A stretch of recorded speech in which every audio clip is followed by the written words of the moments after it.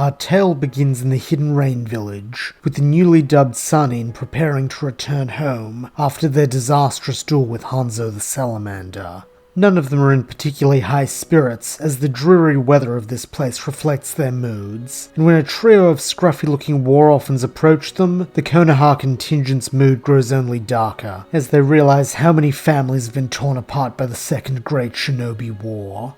Orochimaru in his calculated pragmatism suggests that the kindest thing they can do for such wretches is to give them a quick and painless death. But Jiraiya, who is heartsick from all the killing they have had to do already, flatly refuses this idea, instead asking the children what they want.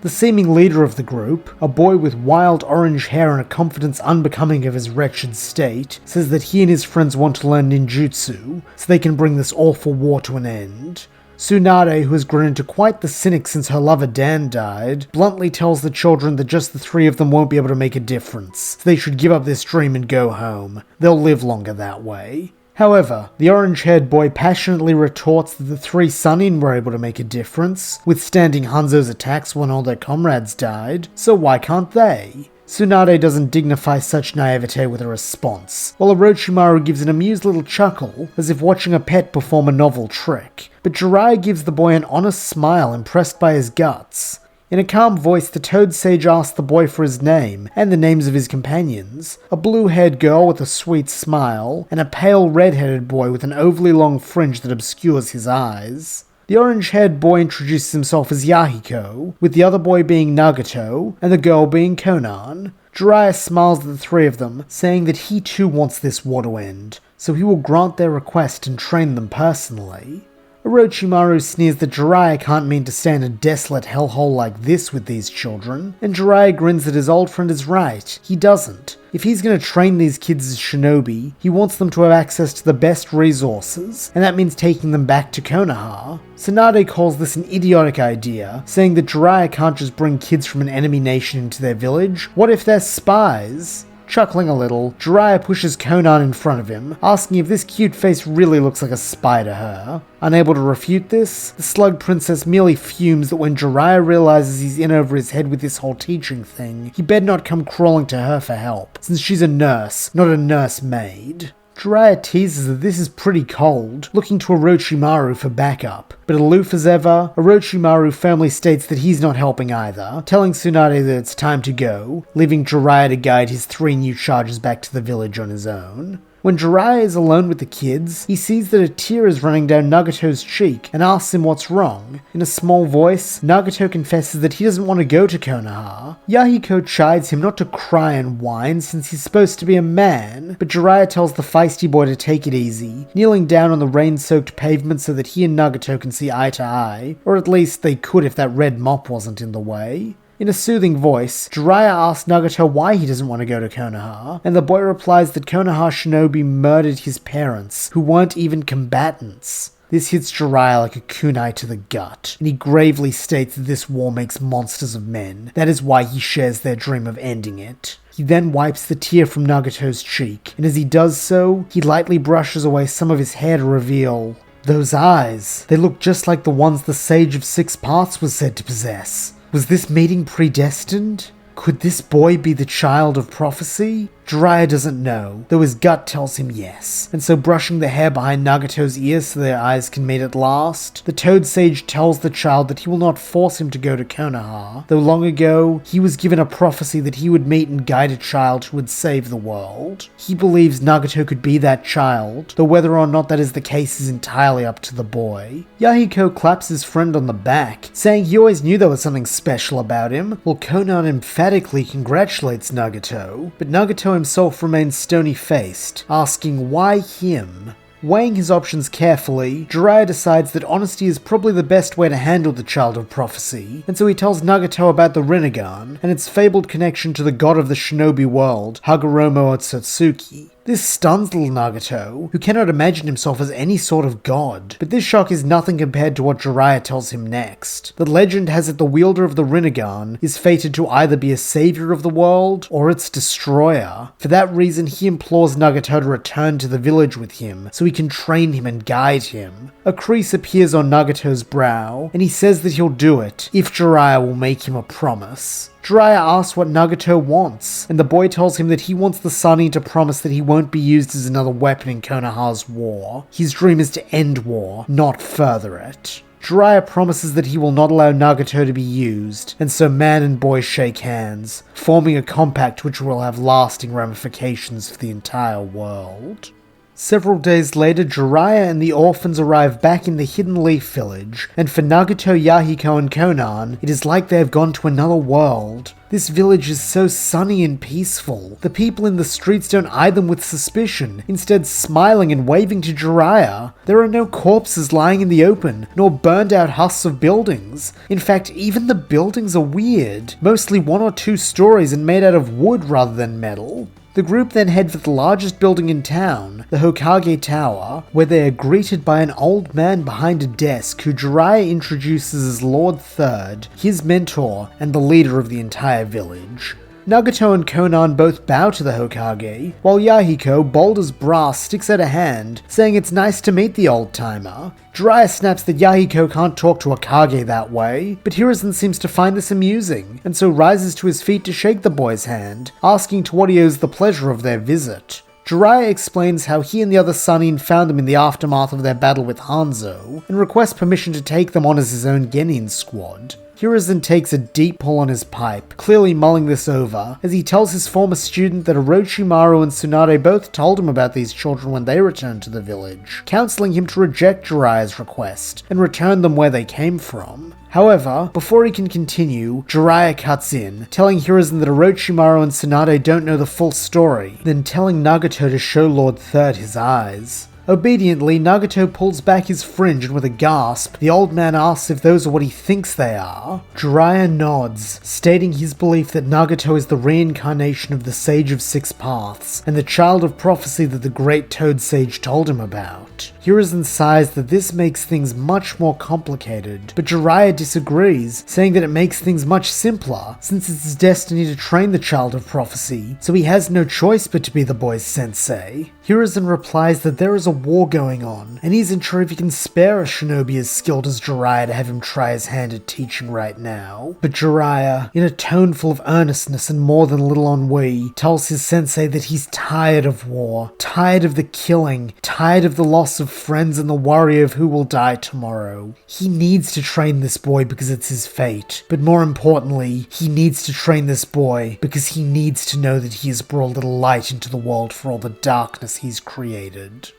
The silence of the room hangs heavy for a moment. Then, with a deep sigh, Hiruzen nods that Jiraiya has his blessing to train these children. The Toad Sage thanks his mentor, but in a gravely serious tone, Hiruzen warns Jiraiya that since he's asked for this, he expects his former pupil to dedicate himself entirely to training these children. He wants to see this trio grow not just as shinobi, but as members of the Hidden Leaf family, carrying the will of fire in their hearts. Jiraiya solemnly promises that he won't let the Hokage down, and with a smile, Hiruzen says that he better not, chuckling that if he catches him peeping on the hot springs when he's meant to be teaching, he'll tie him to a post like when he was a boy. This makes Yahiko and Konan giggle at their new sensei's expense, and in return Hiruzen gives them a grandfatherly smile, officially welcoming them to Konoha. The weeks that follow are challenging for Jiraiya to say the least, as he comes to realize that unlike a regular Genin squad, who have already undergone some basic training in ninjutsu and chakra control at the academy, his trio have no understanding at all of any shinobi arts, meaning he truly has to train them from the ground up. This, however, does give him a better understanding of the orphans' personalities. Yahiko is a firebrand, eager to try anything, but prone to running ahead and overestimating his own abilities and understanding of things. He is also brash and hard-headed, with a tendency to appoint himself the de facto leader of the group, at which point Jiraiya is forced to remind him that as their sensei, he is the actual leader. Konan, on the other hand, is more modest, also eager to learn, but with a methodical temperament that allows her to focus on mastering the task at hand before moving on to another. She also possesses the keenest intellect and strongest will of the group, leading Jiraiya to believe that Konan could grow up to be the most skilled kunoichi of her generation. Then there is Nagato. What to say about him? He is quiet, modest, an excellent student with prodigious talent that allows him to learn everything Jiraiya teaches him, faster even than the Toad Sage can plan his next lesson. But there is also a fire to him, burning just below the surface, which makes him fiercely protective of his teammates and Jiraiya. It also makes him determined to always push himself further and further, as if the weight of the entire world is riding on his back, which he supposes it is. And at times Jiraiya wonders if it was wrong of him to reveal to Nagato that he is the child of prophecy and put all that pressure on a 10-year-old. However, it's too late for such thoughts now, and Jiraiya is not one to go back on his decisions, so instead he does all he can to help Nagato carry that burden. At night when Konan and Yahiko have gone to sleep after long days of training, Nagato and Jiraiya dig through old books and scrolls that Hiruzen has provided them to get a better understanding of the Rinnegan. Though, as it is such a rare occurrence, there is precious little to be found, and with a war going on, it's not as if they can ask their neighboring nations if they have any information on the dojutsu. Nonetheless, Nagato remains undeterred, declaring that he will find a way to master his power and break the curse of war and hatred, thus bringing lasting peace. This makes Jiraiya prouder than he can say, and so he begins to channel this pride into a new story, one that he hopes can inspire others as Nagato has inspired him, the tale of the utterly gutsy Shinobi. Finally, after 3 months, Jiraiya feels that his young charges are on par with academy graduates, and so requisitions 3-leaf forehead protectors for the kids. Summoning them to the training field bright and early the next day, he lays the headbands out and tells them they have earned the right to wear them as Shinobi of the Hidden Leaf. However, now they are officially genin, he has a test for them, one that his sensei Lord Third had him and his teammates take part in. He then pulls out a pair of bells, saying that normally the function of the bell test is to have the new genin try and take the bells from their sensei to ascertain their squad's teamwork abilities. But since this is not in question with them, it will instead be a test to see how much they have learned and grown during their time in the village. The newly minted Team Jiraiya nod, and so as one retreat into a nearby bush to plan their strategy. Moments later, Nagato emerges, running in a circle around Jiraiya, and begins to throw a mix of shuriken and kunai at his mentor. Jiraiya is easily able to deflect the ones that get close, but most of the weapons miss him by a wide margin, an oddity because Nagato's Rinnegan normally makes it all but impossible for him to miss a target, even at range. That tells Jiraiya that Nagato is missing on purpose, but why?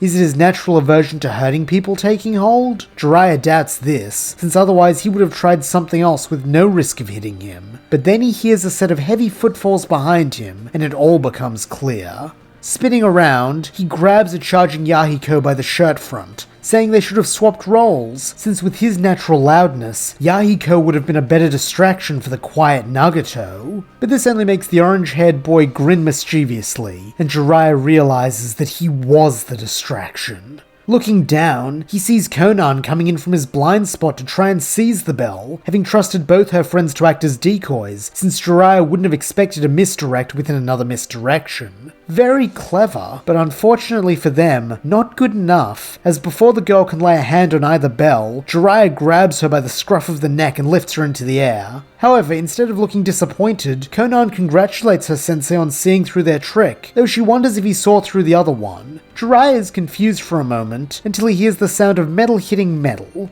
Craning his neck, he sees all the thrown weapons Nagato used bouncing off one another in a perfectly timed sequence that sends a single shuriken flying directly at his belt. Jiraiya tries to reach for his own pouch of projectiles, but with a child in each hand, this is impossible, and so to his horror, he is forced to watch as a shuriken severs the bell strings and sends them falling to earth. Dropping Yahiko, Jiraiya attempts to scoop the bells up before they can hit the ground, but Konan, using the fast hands only a life of thievery can provide, throws an origami flower at him. Seeing the inscription, Jiraiya realizes this particular flower is made from an explosive tag, and so shouts as Konan makes the snake seal with her hand, causing the paper bomb to detonate, blowing them both back and allowing Yahiko to slide underneath and snatch the bells, claiming victory for the team. As Jiraiya gets to his feet, dusting off ash and grass stains, he is amazed that these children who mere months ago knew nothing of ninjutsu managed to get the bells on their first attempt. Even though he was holding back quite a bit, it is clear that he underestimated both their growth and, more importantly, their willingness to sacrifice themselves for each other. Truly, they have the makings of spectacular shinobi.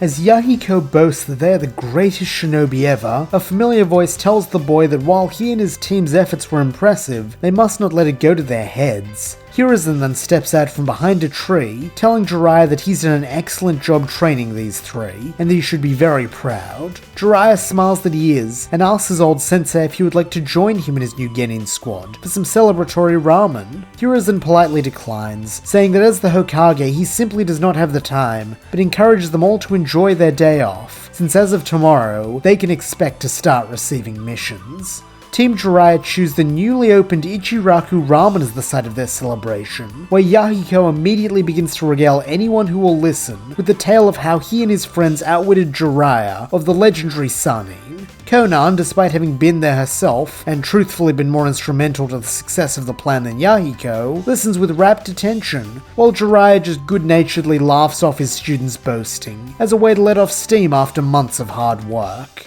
The only one who does not seem to be enjoying himself is Nagato, who sits silently, his jaw clenched in evident emotional turmoil. Comfortingly, Jiraiya asks the boy what is wrong, and without a word, Nagato raises his hand above the table to reveal the leaf forehead protector clutched in a white-knuckled grip. Jiraiya understands at once, but lets Nagato say it, figuring it will be just as much catharsis for the redhead as boasting is for Yahiko. Nagato sighs that he's proud of the progress he and his friends have made so far, and he's extremely grateful for all Jiraiya sensei has done for them, but he doesn't know if he can wear this headband. This symbol is the last thing his parents saw before they died, and it feels like it would dishonor their memory to wear it. Jiraiya nods, saying he understands, but encourages Nagato to hold on to it anyway. He may not want to wear it, and Jiraiya certainly won't force him, but speaking as a man with a few more years under his belt, he knows that life has a way of making the unexpected into reality, and there may well come a day when Nagato needs that forehead protector, and should that day come, he would much rather his apprentice be looking at it than looking for it.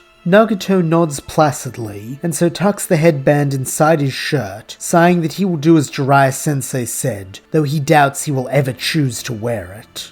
From there, the rest of the day is spent exploring the village, since the group has been too focused on their training to do anything fun like this before. Jiraiya is happy to show the kids a few of his favorite places, like a shop that sells amazing dango, which he buys for them all, and the hot springs, though when Konan asks him what it is he likes about this place, he just mumbles until she leaves him alone. The orphans also each try to find a place that speaks to them in the village, which pleases Jiraiya, as he truly does want this place to become their home. For Konan, it's an arts and crafts store which sells high-quality origami paper. For Yahiko, it's the Hokage Rock, which he proudly declares will one day be emblazoned with his face, as part of his plan to lead the world to a lasting peace. And for Nagato it is... Jiraiya's apartment. The Toad Sage is a little disappointed that after all the fun places they visited, this is Nagato's choice, but then the boy explains why, saying that this is the first place he's felt safe since his parents died.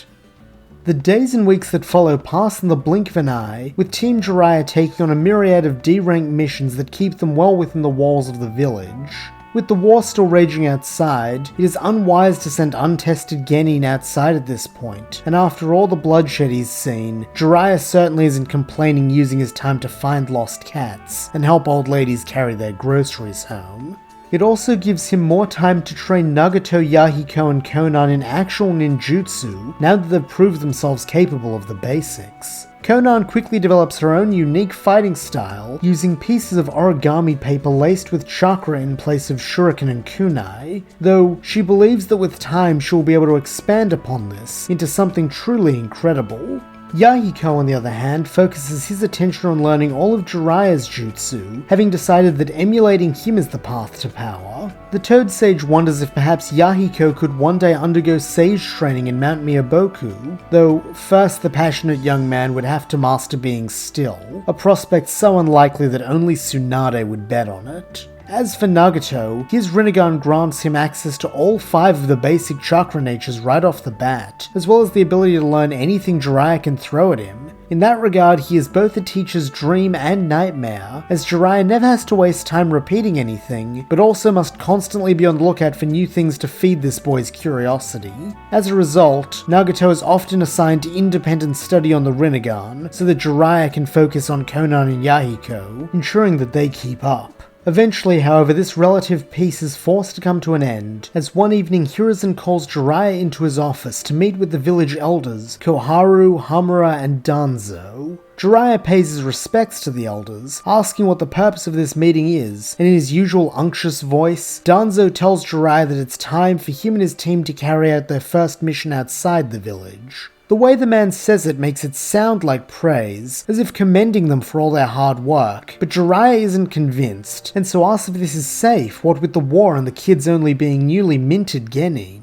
Seeing that affability isn't working, Danzo switches to firmness, telling the Toad Sage that the council have discussed it, and in order to continue harboring Nagato, they need proof of his value, and a more practical test of his Rinnegan abilities than just a bell test. Jiraiya gives Hiruzen a reproachful look for telling the rest of the council about Nagato's Rinnegan, but Danzo smirks that Jiraiya shouldn't worry, since if Nagato really is this child of prophecy, then he'll surely survive this mission without issue. After all, he hasn't fulfilled his legendary destiny yet. This last part is said with an unmistakable sneer, but Jiraiya pays the man's belief or lack thereof in prophecy no mind, instead asking what about Konan and Yahiko, who are still only new to the ninja world. In return, Danzo asks, what about them? His tone making it very clear that in his mind, they are expendable in the name of this test. He then adds that if Jiraiya is unwilling to undertake this mission, the orphans can always be reassigned to a more cooperative journeying leader. Growling that he guesses his hands are tied, Jiraiya agrees, and so after receiving the details, departs to inform his team of tomorrow's mission. Thankfully, due to Hiruzen's influence, the mission is a relatively tame one, even for a C rank, simply delivering medical supplies to one of their camps on the border of the Land of Fire and Land of Rivers. However, there is still the chance to run into enemy Shinobi, and so Jiraiya prioritizes caution over speed in this case, having his team take a circuitous route to the camp that keeps them well within their own territory for the majority of the trip. This caution pays off, as they reach the camp without issue, and are able to make their delivery within the allotted time frame. The Leaf Shinobi are grateful for these supplies, and so their leader, Sakumo Haruke, offers the team to stay the night with them, promising that his men have some great war stories, and can even make a halfway decent dinner with the rations they've been given. Under normal circumstances, Jiraiya would accept, having a love for stories, and being eager for a chance to get to know some of the female Shinobi better. But even without looking, he can feel something almost like killing intent radiating off Nagato at the sight of so many green flak jackets and leaf headbands all in one place. And so putting his students' needs above his own desires, he declines, saying that he'd rather have his genin team back behind the walls of Konoha as soon as possible. Sakumo understands, and so wishes them a swift journey home, asking that if they happen to run into a certain young woman from the Inuzuka clan, to let her know that he's still alive, and he misses her. Jiraiya promises to pass on the message, and so he and his team depart. Night has fallen by now, unfortunately, which Jiraiya recognizes as a double-edged sword. It will make them harder to track, but also mask the approach of any enemies who might be following them. As a result, he opts for speed this time, taking the most direct route back to the village, and having them leap from tree to tree as fast as they can. Nagato, Yahiko, and Konan all push themselves to match pace with their sensei, with the boys knowing that something has Jiraiya worried, while the more perceptive Konan has a pretty good idea of what's on his mind, and so takes the rearguard position to protect her friends if anything comes at them from behind. However, the trap is not sprung from behind, but rather from dead ahead. On a moonless night such as this, Jiraiya doesn't spot the ninja wire trap until Nagato calls out for him to watch out. This allows him to evade the worst of it, but he is still pretty badly cut up when his speeding body collides with taut wire. Then to make matters worse, the wires snap, sending a barrage of kunai and shurikens flying from all directions at him. Using his fireball jutsu, Jiraiya is able to melt or dispel most of these attacks, but the same cannot be said for the Tanto blade that is driven into his back moments later. Gasping in pain, Jiraiya turns to see a hidden sand Anbu holding the sword, before 5 more of his contemporaries descend from the foliage above and attempt to similarly skewer the Sannin. Jiraiya is thankfully able to block the death blow with his Wild Lion's main technique, using his hair as a shield, but even so, 6 against 1 are not good odds. Yahiko yells for his friends to follow him and help Jiraiya-sensei, but Jiraiya bellows at them to stop, ordering them to run and to get back to the village as fast as they can. Furiously, Yahiko shrieks that they can't just leave him, but Jiraiya resolutely orders them to do as he says, while smacking two of the Anbu's heads together. To his credit, the Toad Sage is holding his own pretty well, but even still, the Genin feel a lump form in their stomachs as they carry out their orders and flee. Unfortunately, it seems that these Sand Shinobi are under orders to leave no witnesses, and so one of their number breaks off from the fight with Jiraiya to tail the kids. Moving at incredible speeds, she quickly gets ahead of the trio, using her own tanto to slice the branch they are standing on right out from under them, sending them crashing onto the forest floor below. The kids crumple in a heap, and before they can act, the Anbu is on top of them. Reaching down, she grabs Nagato, casting him aside so that his back slams into a tree, winding him. Konan calls out her friend's name in concern, while Yahiko barks at the woman to leave Nagato alone. However, the Sand Shinobi takes this advice a little too literally, it would seem, as she promptly turns back to Konan and Yahiko, pulling a large fan from her back and whipping up a gust of wind which she quickly turns into blades which slice at the pair, drawing blood and forcing them to slump against the tree. The sadistic Sand Nin then readies a handful of lightning chakra to finish them off, but before she can deal the killing blow, Nagato rises to his feet and runs in, putting his own body between the attack and his friends. As he does, his hair parts to reveal his Rinnegan, and to the shock and horror of the assailant, a barely visible bubble begins to form around the boy and his friends, drinking in the lightning chakra before it can do any harm. Stumbling back, the Anbu gasps that this is impossible, but Nagato does not seem to hear her, instead simply glowering at her with his exposed eye. In a low, cold voice, he tells her to leave and return to her village, since while he does not want to hurt her, he will not allow this war to take anyone else who is precious to him. Under the pressure of the Rinnegan's glare, the Anbu complies, using the body flicker technique to vanish, and moments later, Jiraiya appears in the clearing, indicating that the other Anbu did likewise. Concern in his face, the Toad Sage asks if everyone is alright, and the Genin nod, before Yahiko asks how hidden Sand Shinobi were able to attack this close to the village. Gravely, Jiraiya replies that they weren't hidden sand. They may have dressed like them, but the tanto they used were unmistakably the ones used by Konoha Anbu. They probably used them since they weren't comfortable fighting with weapons from the hidden sand, and they were confident there would be no survivors to report on this fault in their deception. Nonplussed, Yahiko asks what that means, but this time it is Konan who answers. In a voice full of worry, she tells her friends that this means their true enemy isn't outside the village, it's within. And that's where we'll leave part 1 of this story. Thank you so much for listening. I hope you enjoyed it, and if you did, please don't forget to like, subscribe, and leave your thoughts, suggestions, or screams of rage in the comments below.